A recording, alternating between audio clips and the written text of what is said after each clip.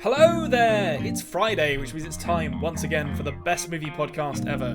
The only the only movie. Second week in a row.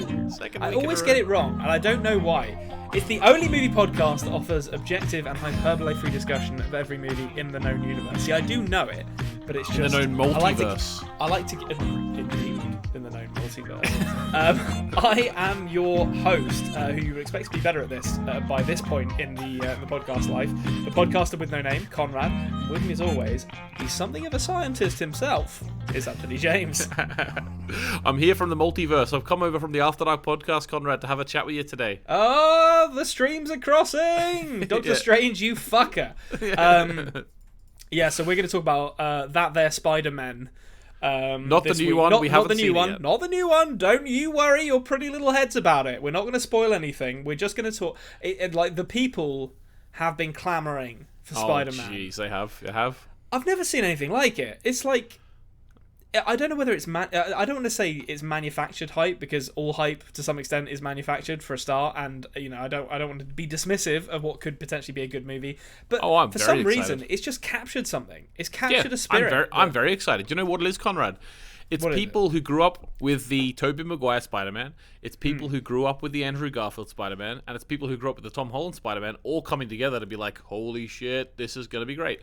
I think the idea, even though the other sort of series, even Marvel at times, is up and down, I think that the idea that they're actually doing it, they're actually bringing together characters from different multiverses, is actually a big deal. And I do believe that. I think it's really cool. And even though they've tried to hide things that are obviously going to happen, the public denial tour from Tobey Maguire and Andrew Garfield was very much a methinks the Spider-Man doth protest too much. and if anyone is watching this when we release it, have already seen Spider-Man, I might be wrong in this, but I would be happy with this film if I'm not surprised whatsoever, because I kind of already think I know what's going to happen in it, and I'm still really excited.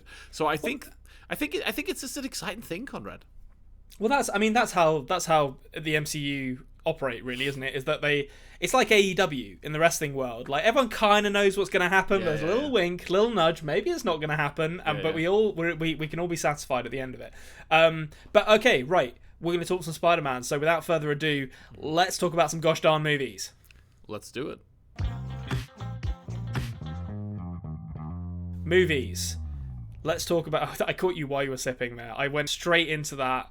I went right in hot from the open. I'm not going to stop. We're not going to do it again. That's not the kind of podcast we run here. Listen. We want to get to bed on a good time tonight. We're tired, boys. If you watch the After Dark podcast earlier in the week, we're tired, boys. I'm dragging. I didn't actually ask you. Are you going to go and see this movie? By the time this releases, I will have seen this movie. I'm very excited for it. I'm not even joking. I cannot show my head around my brother's house until I've seen this movie. I don't know if I'll get a chance to see it this week. To be honest, I'm more excited for The Matrix. Mental. That is crazy to me. As someone who basically said that the 2 and the 3 don't exist of the Matrix, is what you said. Whenever I tried to say, actually, I kind of enjoyed them, you said, no, they don't exist. You're so excited for a fourth one? It boggles my mind. The second one's okay. The third one, my mind. The third one's bad. Listen, I rewatched The Matrix recently, possibly for a certain video series that will be coming out on the channel fairly soon. And it's still a great movie. So I'm looking forward to Matrix 4. I am looking forward to this as well. I think it's cool. I'll tell you something else. But before we get into Spider-Man, let's just... I'll put that on the back burner for a second, because I need to talk to you about something. That we were thinking about maybe doing on this here show. But someone gazumped you. My partner gazumped you in this respect. We were looking through Disney Plus, and we were thinking, we haven't actually watched any Christmas movies, and it's like mid-December at this point. We really need to get on this Christmas movie stuff. Anthony, I finally watched The Santa Claus. With an E? With an E. The very one. I finally did it, and it was good. It's a good movie. It's. I think. And I will say this much: every Tim Allen movie is. I'm coming into it on a negative. I'm coming into it being like, I don't like Tim Allen. He's a bit of a dick in real life, so this is going to have to work doubly hard to get me on board. And it did it. It bloody well did it. It did. You know why? Because it was just a good, honest movie. Don't watch 2 and 3. Have you seen 2 and 3 already? No. My partner was like, we need to watch the second one. I was like, I will be dead in the cold ground before you get me to watch a Tim Allen movie made this side of the year 2000, because those are all fucking trash. Yeah, well, I will say, don't watch them because they are like 100%. It has the feeling of a studio going, "We got something here," you know. Yeah. No, but, do not watch it. They're terrible. Like, you know, Yeah. Martin Short as Jack Frost. Oh, jeez, you don't want to see it. Wait, Jack Frost is in The Snowman? Is Is Jack Frost a snowman? I don't know my Christmas lore. Apparently he's, I don't know, anyway, who cares. He's a magical man who puts frost on the ground. Okay, you know, yeah. there's I don't also love Martin Short at the best of times, to be honest. So there's also like a Sandman for the sleep. There's also a Tooth Fairy Jesus. in the third one. They all come in. The Easter Bunny's there. Okay. The Tooth Vin Fairy Diesel's is in it. not The Rock. Yeah. Oh no, it's The Rock, isn't it? What's the Vin Diesel one? The pacifier. It's like the pacifier. He's basically that's a human dummy, is what he is. Yeah. He's a big pacifier. I mean, I would suck on Vin Diesel's head like a nipple. To be fair. I would not. I wouldn't. I'm just gonna put that out. He's too fast for me. I couldn't catch him. That's true. Yeah, he would race away from me and then So hurl fast. himself from his car and land pillow-like on the windshield of another car, which the Fast and Furious series has He's good established. at it. He is good. Yeah. Is the same thing as a mattress. Last thing, have you been watching any of that there, Hawkeye? It's not a movie, but I wanted to talk to you about it. It does relate to what we're going to talk about in a second. Anyone who follows the channel will know I haven't been watching it, just because, obviously, if I had been watching it, probably Emmett and I would be chatting about it. Yeah. No, I haven't. I don't know why. This is the first Marvel series which hasn't caught me. I'm going to watch it. I'm sure I'll like it. But Hawkeye was always a character that Marvel... It got to the point where I thought, like, Marvel put him across as too much of just a guy with a bow and arrow. Oh, and absolutely. And I think it didn't really catch me as much as some of the other series. I will watch it though, and hopefully I like it. I mean, in the comics, Hawkeye was always the guy that they killed to make the other Avengers sad. That was his role in the Avengers. The only reason I mention it is that I'm not going to spoil anything, so don't worry if you haven't seen it, or Black Widow for that matter. But a certain character from Black Widow shows up in an episode of Hawkeye. And if I know you who watch it is already. You know who that is, but I won't say anything. The funny thing about Zach it is Braff's that... Boo, I think, yeah? Don't. It makes me jealous. Don't talk about that. We're not allowed to speak about Zach Braff on this podcast. He doesn't deserve it. But the funny thing about it is that apparently the makers of Hawkeye didn't know that they were setting up something for Black Widow, and vice versa. The makers of Black Widow didn't know they were setting something up for Hawkeye, and the makers of Hawkeye didn't know that was going to be, or didn't know that this character had been in Black Widow. So it's kind of funny to hear that things are a bit more kind of slapped together than they seem, particularly in the view of No Way Home, which... Wait, No Way Home? Far From Home. No, it is No Way Home. No Way Home. Far From Home's the second one. Far From Home's the second one, yeah. God, there's too many homes in these titles. In the view of... It's a home trilogy. It is. That's true. I mean, that's literally how they've talked about it. But, in the kind of context of this Spider-Man trilogy, because it sounds like they're doing... With this Spider-Man movie, it sounds like they're doing kind of an Avengers Endgame-y kind of greatest hits, where it's like, let's get the gang back together and we'll 100%. To juggle all those different continuities is impressive. But so let's get into it then. So Anthony, we're going to talk Spider-Man now. We're going to talk all manner of Spider-Men, any that tickle our fancy, quite frankly. Okay. The first thing I'm going to say to you is, I'm going to ask you to cast your mind back. The year is 2002. JXL versus Elvis's cover of A Little Less Conversation is topping the charts. Great song. It's a great song. It is a great song. And Sam Raimi, a man mainly known for kind of horror like The Evil Dead and pulpy movies like Darkman, is making a Spider-Man movie. Yeah. Again. Quick and the Dead. He did make The Quick and the Dead. We know that for a fact because we saw it. We saw Sharon Stone seduce a minor in that movie. Less said about that, the better. He dies by the end of it, so it's fine. There's none, and he has no family, so there's no one to press charges. So, okay, where does the original Sam Raimi Spider-Man rank for you in the pantheon of not just Spider-Man movies, although it would be good to get that ranking as well, but superhero movies in general, because a lot of people rank it very highly. I think it is a very high one, to be honest with you. I think it's really strange. It's going to be hard not to talk about them all at the same time, but the first Sam Raimi one is obviously the first Spider-Man film I ever saw. It is Tobey Maguire is the Spider-Man of my childhood, and I'm really grateful that his career tanked because he is just Spider-Man to me. He's just Spider-Man to me. I didn't even see The Great Gatsby, so that didn't even poison my view. He's not that guy from Seabiscuit to you. Yeah, I haven't even seen Seabiscuit. I don't think I've ever seen another film with Tobey Maguire in it. I'm going to be honest. Not even the one where him and Jake Gyllenhaal are in Afghanistan or whatever it was. Haven't seen it. So he is Spider-Man to me. I think it's really good. I love Willem Dafoe. Like, the man was born to play a villain. I think that his journey into crazy Green Goblin was done really well. I like Kirsten Dunst as MJ as well. It came to me at a good time in my life because I had not really watched too many superhero films. I think Superman 1 and 2 were maybe the only ones that I'd really seen at that point, potentially, when I was around 12 years old. So it came to me at a good time, and I wasn't poisoned by really long origin stories. So I think the first like half an hour to 45 minutes of that film, he hasn't even put his proper suit on yet. And that really works for me. I think the emotional weight behind Uncle Ben as well, and the with great power comes great responsibility, which I'm predicting that line will be in the film in a few days. But for me, Conrad, big plus. I think it's not as good as the second one. For me, Spider-Man 2 is better, and I think it overshadows the first one a little bit, but I do have very fond memories of the first one. Yeah, I don't think you're alone in that at all. And I think people... I think the first Spider-Man movie occupies a weird place in movie history, because I think it's actually been...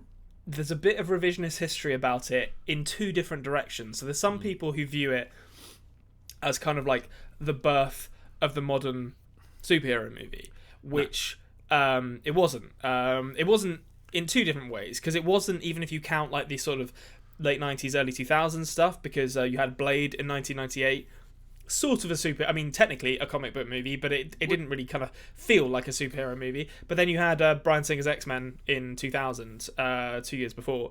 But I would even count Tim Burton's Batman as maybe the beginning. If you've got to look at the real beginning. Batman occupies a weird place, I think, because Batman's kind of just always there. Like Batman's always kind of trucking along. Yeah, Chris Nolan's ones as well, yeah. Whereas exactly. Whereas I feel like a lot of people kind of say Spider-Man was the moment where all studios kind of sat up and like, we can make a lot of money making superhero movies. And I think they did to a certain extent. So you look at the stuff that was coming out before Spider-Man. I'll just run through some quickly. Okay, so you've got like Batman Returns 1992, so Batman. But then you've got like The Shadow in 94, Batman Forever in 95, Tank Girl in 95, Power Rangers 95, The Phantom 96, Steel starring Shaq in 97, Blade 98, Mystery Men 99. So Mystery Men, great film. I mean, there are some good films in there, don't get me wrong, but like, how many of those characters could you actually name? Like, you've got Batman, basically. Like, that's the only one in there. Ivan Ooze from the Power Rangers movie. Great film. That's true. Fair play. I don't want to talk smack about Ivan Ooze or Rita Repulsa, for that matter, who's also in that movie. But then you look at what came out after Spider-Man, and it's actually like... I don't think the quality increases massively, but definitely the name value increases. So immediately after, you've got Daredevil in 2003, League of Extraordinary Gentlemen in 2003, Hulk in 2003, X-Men 2 in 2003, Spider-Man 2 2004, Batman Begins 2005. The train's moving at this point. The train is moving. But it's interesting that a lot of people will be like, that's where it started. But you actually look at these and it's like, okay, Spider-Man 2 was a really good movie, Batman Begins was a really good movie, but most of it is shit, to be honest. Most of these superhero movies, until Iron Man, I would say like 80% of superhero movies were bad. So I don't actually agree with I know I've kind of just done the classic internet thing of make up a point that no one's actually making to disagree with for the benefit of making my own point. But someone out there was making this point, all right? I'm pretty sure about that. Yeah. League of Extraordinary Gentlemen, to be honest with you, it took me a while to even realize that was a comic book film, because I just I don't know why, I just didn't want to watch it, and my dad really loved it, and I was like, I don't know what this is, but Daredevil, I have fond memories of watching Daredevil as a young man. Okay. Elektra, I never watched. I know that was like sort of like a spin-off of Daredevil. She was in. It was not Rachel McAdams. It was Jennifer Garner. Alias. Jennifer Garner. That's it. But I mean, I think the point I'm kind of belaboredly trying to make here is that you saw after Spider-Man studios, particularly Fox actually, but later other studios just snapping up any kind of comic book they could get, and even though the stuff they're putting out wasn't very good, it definitely kind of got the ball rolling towards where we are now, which is interesting, because I rewatched this film within the last year, the first Spider-Man. And it is really stylistic. And it wasn't because I watched The Quick and the Dead, and I remember you told me it was Sam Raimi. I was like, oh my god, like that's who made Spider-Man. I didn't know he was almost this kind of really stylized sort of art housey horror director. I thought he was like a big budget director because he did Spider-Man, and that made me go and rewatch it for the first time since my childhood. And I was like, oh, actually, I can see a lot of the stylized aspects that were in The Quick and the Dead in Spider-Man as well. And it's funny that is the film that made these big studios take note, because it is the style of Sam Raimi's Spider-Mans are very individual, Oh, absolutely. And I think that's the other part of it, is the MCU, for better and for worse, is very uniform. They kind of give you a bit of wiggle room within their mold, but ultimately you know what you're getting with a Marvel movie. Whereas this, it's very much a Sam Raimi movie, as you say. It's colourful, it's garish. The Green Goblin is throwing pumpkin bombs that are turning a bunch of people into skeletons, which is just great. That's just great. And like, I don't know why we don't have more of that, but it's fantastic. And the big thing, I mean, you've kind of already alluded to it, but I think it's worth mentioning, is that both all the Sam Raimi Spider-Man movies, although the third one is kind of not that great. I need to rewatch that. Haven't seen it yet. But they have great villains, and they have great actors just hamming the absolute shit out of the role. So Willem Dafoe's Green Goblin and Alfred Molina's Doc Ock in Spider-Man 2. I'm a big fan of like the concept of like blue sky in video games, and I believe in like blue sky in movies as well. And part of that, I think, is having really hammy villains. The moment where the Green Goblin like attacks the Macy's Day Parade and gets beaten up by Spider-Man, and then he kind of flies off on his glider and jumps just shouts, on the balloons. "We'll meet again, Spider-Man!" And it's like, that's great. That is great. We need more villains doing stuff like that. No one does it anymore. Everyone's really serious. I swear to God, right? Okay, I was literally speaking to this to Emer about this the other day, and I thought to myself, actually, maybe I'll mention that if it comes up on the podcast, and it's come up. The first couple of bad guys in the Sam Raimi Spider-Man, I really, really enjoyed them. And even, to be honest with you, we'll get on to them maybe a bit later, a little bit less. We'll talk about them because they are not our childhood, but the Andrew Garfield ones. The villains from those had something in common. And this is something that the villains from the Spider-Man films in the Marvel Cinematic Universe don't have. And it's a big failure of those films, even though I do enjoy them. The villains in the old ones actually are Spider-Man's villains. Whereas the villains in the new ones, even though they are Spider-Man villains from the comics, they hate Tony Stark. Yeah. And that is a problem. I understand why in the cinematic universe it kind of is that way, but for me, when Vulture and Mysterio hate Tony Stark to the point where they're trying to ruin the world, and Peter Parker just happens to be the one stopping them, they're not really a Spider-Man villain. To me.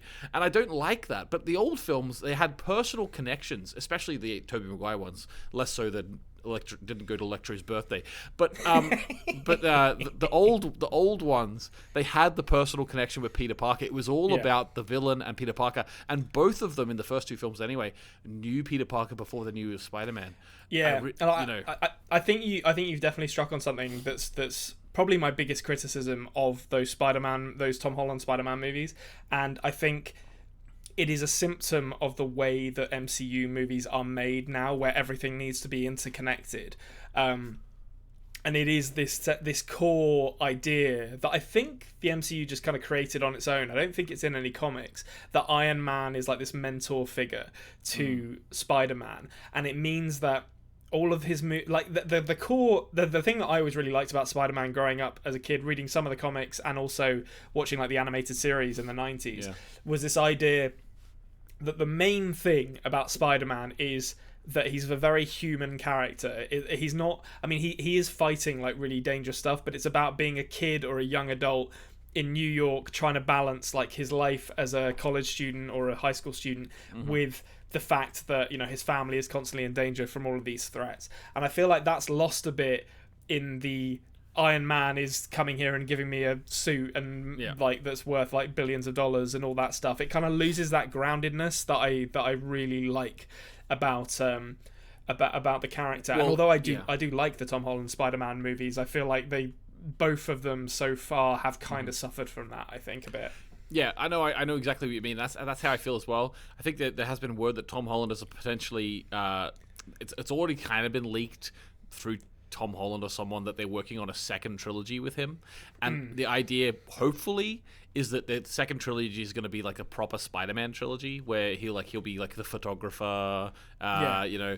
They can't really do it with J. Jonah Jameson, I suppose, but because he's kind of this Ben Shapiro figure, what the hell? But well, more actually Alex Jones figure, we should say. But are we allowed to say his name on YouTube? Yeah, but basically, I think to be honest with you, I do like it, but it is a big problem. Even in this new one coming out, all of the bad guys, they're like not Tom Holland Spider-Man's bad guys. No, he just happens to get caught up in this whole thing. There's not one bad guy in the 3 Spider-Man films. I haven't seen the third one yet. Maybe there is actually, who has it out for Tom Holland's Spider-Man. Yeah, and just him. And so I really want to know. Maybe they'll drop off Paul Giamatti's Rhino in Tom Holland's universe. Yes. Oh, that would be great. But like that's a big problem for me, and I think that, you know. Because even like there's like teasers that Venom's gonna come in somewhere as well, and like Venom again hasn't built, you know, from this Tom Holland Spider-Man. He needs villains of his own. So like maybe I don't know, maybe in the next trilogy with him they're gonna start bringing in his Norman Osborn with his Harry Osborn. That'd be cool. You would hope so. You would definitely hope so. I mean, I totally agree with you. I'm a big exponent of the viewpoint that Iron Man was no one's favourite Avenger until the MCU started, and it's the greatest trick the devil ever pulled to convince a generation of children that Iron Man doesn't completely suck. See, I also think it's a pretty big trick that the devil pulled to make a load of kids worship Captain America, and they wear American flags everywhere all over the world. I always kind of like Captain America, to be honest. No, I like Captain America too. But I don't like how children from all over the world are wearing American flags. Oh, I see what you mean. It's like putting that into the zeitgeist everywhere in the world. It's a Homelander situation. Yeah, all they'll need to do in 20 years is have some fascist dictator come out dressed like the Captain America. Just the Action Man. What the fuck? You leave Action Man out of it. Yeah. British hero. He'll come out dressed as Captain America, and like. All of this generation's children will be like 30 and they'll be like, I'm voting for that guy. Yeah, that guy seems like he's going to use his adamantium shield or the vibranium shield or whatever the fuck it's made out of to protect us all from the dangers of immigration or whatever. Let me tell you, Connor, it is vibranium. Let me tell you, just to sum this up, because I've thought of a great way to put it, right? Go on. Captain America being children in Ireland's favorite superhero it really annoys me because it's kind of, it hits the same annoyance bone in my brain whenever someone who wins the NBA calls themselves the world champion. You know, it's like it doesn't. The rest quite of the world fit wasn't with competing, lads. Yeah, like, you know, I don't like how he's the hero of the world, but he's called Captain America. I just doesn't. Well, fit all right. I say, like, I don't want to get too political with this, but you can have Captain Britain if you want, Anthony. But that's going to cause its own set of problems in certain parts of Ireland. Cast Sheamus from WWE as Captain Ireland. There's Banshee. Banshee's in the X-Men. I like sometimes, and there's there's an Irish Eternal now. There's an Irish Eternal. There's an Irish guy in. Oh, there is. Yeah, you're right. So there you go. You're represented finally. Yeah. That Irish Eternal and Kumail Nanjiani's Kingo can. So my Irish side has him, and my Australian side has the Boomerang Man from Suicide Squad. Amazing. You're not well represented. Let's be honest. Well, I've got Wolverine, kind of, haven't I? I've got Wolverine. No, you don't get Wolverine at all. He's Canadian. Yeah, no, but Jack Human is Australian. Yeah, I'm not having that. I'm not having that. Okay, it's on the character. It's not on the actors that played him. Otherwise, like, no James Bonds would be allowed, like, ever, because they're all Scottish and Welsh and Australian. Okay, and so Irish. And was there an Irish one? Oh, of course there was. Pierce Brosnan, wasn't it? Yeah. Who's your favorite Spider-Man then? Would you say it's Tobey? Tobes. I like Tom Holland as a person. I really do. I do as well as a Tottenham fan, so it would just come out. He's from the same place. He's from the same place you're from in London. He literally grew up not 5 minutes away from where I grew up. We are from the same ends. And he's a Tottenham fan because apparently he said to Kylian Mbappe, he said to him, he met him and he said, "You need to join Tottenham." And Kylian Mbappe was like, "Not possible, sir." Yeah, just laughed in his face at the ridiculousness of the suggestion, which did hurt. That did hurt a little bit, to be honest, Kylian. Yeah, but yeah, so that's like you're basically Tom Holland's spirit animal. But I'm sure he'll be thrilled to find out that a 34-year-old YouTuber is his spirit animal. I think that's pretty cool. But I like Tom Holland as a person. When I think about Spider-Man, I do think of Tobey Maguire though. Andrew Garfield, I know the weirdo from Social Network can never be Spider-Man. I feel like calling him the weirdo from Social Network is pushing it when Armie Hammer and what's his face is in that movie. But you're right. Okay, I take it back. He's I actually don't mind Andrew Garfield either. But for some reason in my mind I place him in like the Robert Pattinson box. But unfortunately Andrew Garfield hasn't really come out of the box for me yet, and I don't know why he's in. I don't know why he's in that box. I don't know why he's in that box, but he is. Well, okay, so here I'll tell you my thoughts. You've not asked for them, but I'll give them to you anyway. I don't like Tobey Maguire as Spider-Man because he wasn't funny enough. I could never get past that, and that was because I was coming into, as I've said before, I was coming into those Sam Raimi movies, which I do like. I do like those movies, but I was coming into them from the animated series where the guy from. The main thing I know him from is the Brady Bunch, apart from that Brady Bunch movie. Christopher Daniel Barnes, who did the voice of Spider-Man in the animated series, and he was so funny. And I was just like, Tobey Maguire, I don't think he could tell me a joke if his life depended on it, to be honest. So I never loved him as Spider-Man. Now, I think Garfield did get like the snarkiness of Spider-Man, like he was telling jokes and was kind of cocky, which I enjoyed. But I did also agree with a lot of the criticisms of his character, which is that he's like a Converse and Ramones t-shirt wearing Spider-Man. It's like, this guy isn't a nerd. He's just a cool guy in his late 20s. Like, that's why I never liked Andrew Garfield's Spider-Man for that reason. Yeah, there's like no vulnerability to that character as well, which is perhaps to be expected of the director Mark Webb, who basically made a bunch of music videos and then made 500 Days of Summer and then made Spider-Man. It's like, okay, this character checks out with the movies that you've made, where it's just like, this guy's just walked straight out of like a Panic at the Disco music video. Yeah, those Spider-Man films definitely feel like they were written by a man who made a film where a guy goes out with a woman called Summer. Spoiler, spoiler, spoiler. She breaks up with him, and then he meets a woman called Autumn. That's definitely how those films come across. But it's clever. It's it's really clever. But yeah, so I will defend. That first Garfield one is okay, I think. But basketball scene, Konrad. Yeah, it's a good scene. It is a good scene. Do you like it? Okay. I so janky. I like it as a concept, but when he actually puts the ball on the net and then the backboard shatters, it's very janky. I'm gonna be honest. To be honest, I haven't seen that scene. Janky wire work. But I think Holland, to be honest, is probably the best, or probably my favourite. I think he most closely resembles how I think of Peter Parker in my head, in that he is. Yeah. Young and vulnerable, and he is a hero despite having plenty of reasons in his life to not be heroic. All the things that he loses by being a hero. I think Tom Holland does a great job of of capturing that vulnerability, which I think is one of the reasons why I don't like the Iron Man centricness of that story, because it detracts from what we've already talked about before. But you're going for Maguire. You're sticking with Maguire. Well, as I said, I do really like Tom Holland. I do. I think he is great in terms of Spider-Man. I genuinely love the new Spider-Man films. I'm going to be honest with you. That's why I'm really excited for the next one, because Spider-Man, even though it came so late to the MCU, it does feel like one of the marquee MCU films when they come out. Because Spider-Man has the draw. Yeah, it's got the cachet. If I have to say it, right? Who would I rather watch as Spider-Man today it would be Tom Holland. Okay. It would be. Today? You don't want a 45-year-old Tobey Maguire. Well, apparently, according to everyone on the internet who doesn't know anything but apparently knows everything, apparently he might be in it. Who knows? Who knows? We don't know, but I mean, come on. Mask everyone. never comes off.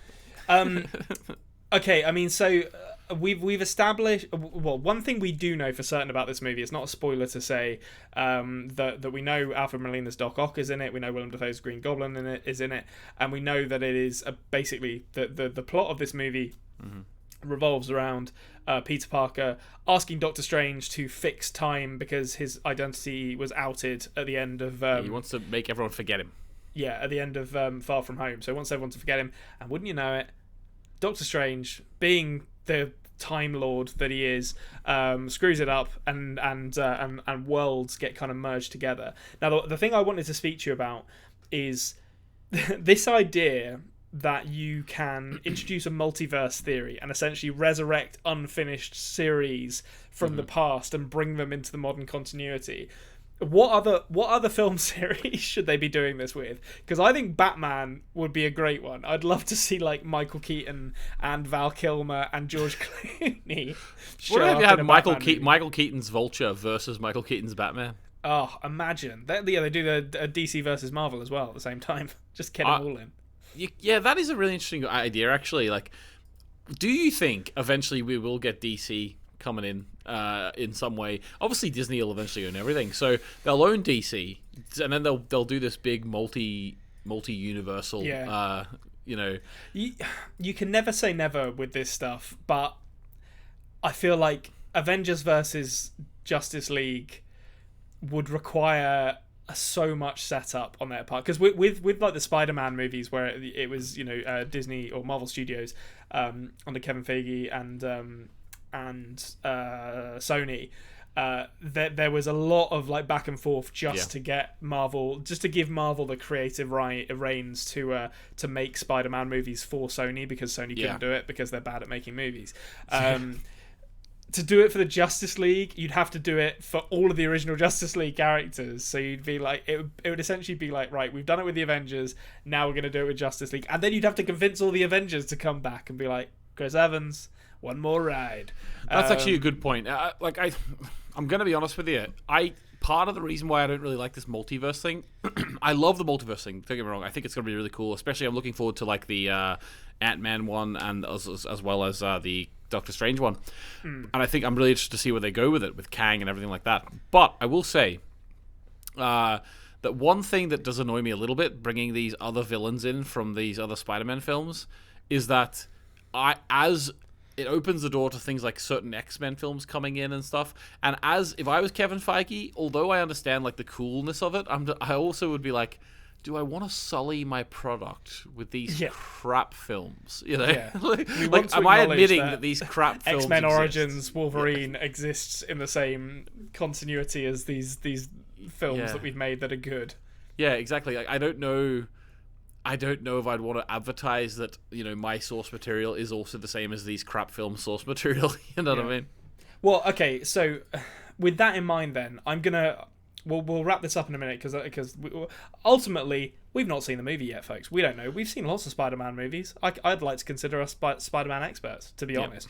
But we're not experts of No Way Home, because that movie's not out yet. Well, what we might do, Conrad, we're not talking about No Way Home next week in entirety, but what I might do, because I probably am going to see it, I'll give my minute review of it next week.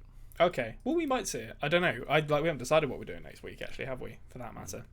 Well, aren't we doing a particular green coding film? We could. Isn't that out next week? Oh, we could do that. This is the kind of riveting discussion you get on here with us, folks. As the big finish to the year of Best Movie Podcast. I think it's out on the 22nd. Oh, so that's going to be close. It might not be doable. It might not be doable next week. We'll think about it. We'll think about it. Yeah. Okay. Well, okay. Stay tuned, listeners. You'll find out next week. Stay tuned. But okay, so I'm gonna end this as is traditional. To get those clicks, to get that interaction, you need to have hot takes on the internet. We all know that, and unfortunately, I'm gonna have to drop a hot take here. And when what this is going to be is me just making a baseless claim and then walking away from the conversation as it descends into violence. Okay. Is No Way Home the inevitable conclusion of Marvel and more broadly Disney's insistence on leveraging the grubby, meaningless value of nostalgia to make money? No. Okay. So you asked the question. Does that mean it's my hot take? Because I said no. No, because you're disagreeing with it. So you're on the side of reason here, which is a good side to be on. Okay, well, definitely, they are going to be keeping going with nostalgia. I think the nostalgia bug kind of became a bit cringe 4 or 5 years ago, at least at this point. I think with the Star Wars, kind of drove it into the ground. Let's be honest, but I don't know. I think that the fact is, no one sitting here 5 years ago, before, like, say, before Homecoming came in, before Civil War came out, and Spider-Man was there, no one would have ever thought that we were going to be able to get a real life, live action Spider-Man film with all of these things coming together. So it is cool. And like we also mentioned the AEW analog before, I would much rather be a fan of a Marvel which does give us measured fan service every now and then than a Marvel that would be like WWE, which actively tries to avoid giving us what we want. Yeah, I think that's fair. I think my bullshit. I nostalgia takes a very, very special kind of nostalgia to get me most of the time. My bullshit detector has been set off recently because that Ghostbusters movie, the kind of discourse around that. I haven't seen it yet though, and it might be fine. I've heard it's okay, but the discourse around it online was kind of polluted with people going like, "I'm a 47-year-old man and I wept in the cinema when I saw like the Ecto one for the first time," and I was like, "You're a 45-year-old man. You shouldn't be this into Ghostbusters." Well, you know what's funny, Conrad, is that it's really interesting because whenever they released that comedy version with all the women a few years ago, everyone was up in arms over that because they're not women, right? Now, It's funny, like they thought, okay, we went a bit too far, let's make them kids, everyone loves kids, and let's take most of the girls out. We'll have one girl in the group. They can have one. We'll have a as token. A treat. As and a treat, they can it have seems one to woman. have slipped the boomers by because they are crying in the cinema at seeing the car. Now the car was there in the in the all women one, but no, it has to be surrounded by males. That's the thing which makes the car nostalgic, Conrad. Yeah, well, it's also just like the ghost of Harold Ramis and all this nonsense. It's just I don't know. I've got no time. But this is just me being grumpy. I am looking forward to No Way Home. I think Marvel, when it's all singing, all dancing, and like at the top of their game, they produce some really special stuff. I think it's kind of popular to dunk on Marvel regardless of the quality of what they make, and I think sometimes it's earned, but I think in this case it looks like it's going to be a cool movie. So I'm looking forward to it. You're saying it's popular. Anytime a filmmaker comes out and says something about it, it gets panned. Like, so it's not popular whatsoever. It gets panned by like half the people, and the other people are like, fucking Martin Scorsese's talking some sense. At long last, someone's talking down to these superhero movies, and it's like, guys, you can coexist. There's room for everyone at the table here. Like, Martin's like, well, that's why he called it The Irishman, because he wanted to get some of the superhero fans, because they're like, whoa, this new Irishman, ooh, what's his powers? Yeah, look out for his new movie called The Canadian. That just has a silhouette of Wolverine on the front of it, but it's actually just about like booze runners during Prohibition. Imagine that Scorsese just started clickbaiting the hell out of his films. That'd be great. But, finally, that's how he's finally going to win another Oscar. Yeah. Actually, no, he won one for The Departed, to be fair. So that's good. It's not that long ago. Okay, well, I think that's going to do it for our Spider-Men discussion here this week. So we're gonna end it as we always do, answering one simple question, and that is, Anthony, what's your favourite movie this week? I'm gonna say Spider-Man Into the Spider-Verse, because we haven't mentioned it at all, and it's a great film. No, yeah. That's probably my favourite Spider-Man movie as well. That's a great movie. Everyone should see that movie. Yeah, that's a good choice. What about you? I'm going to say The Santa Claus. Oh, lovely. Because it's a good movie. It's not related to Spider-Man. If I was picking a favourite Spider-Man movie, it'd definitely be Into the Spider-Verse. A live-action one, it would be Spider-Man 2. But yeah, Santa Claus, because 'tis the season. Yeah, it is. Anyway, thank you to... Now, that seemed like I was pausing to end the podcast there, but I wasn't. I was just leaving a little pregnant pause for effect. Thank you to Nancy Wyatt and Jared Iscariot for the use of our theme song. You can find links to their stuff down in the description below. And thank you to you for joining us. Please consider subscribing if you haven't already. We're the Culture Cave on YouTube, and we are the best movie podcast ever on podcasting apps. Give the show a like. It really does help us. Get involved in the comments. Let us know what you think of Spider-Man. Is he a menace? Is he a hero to New York? And we will see you, same time, same place, next week. You beat your mom's high score on the pinball machine? Get out of here!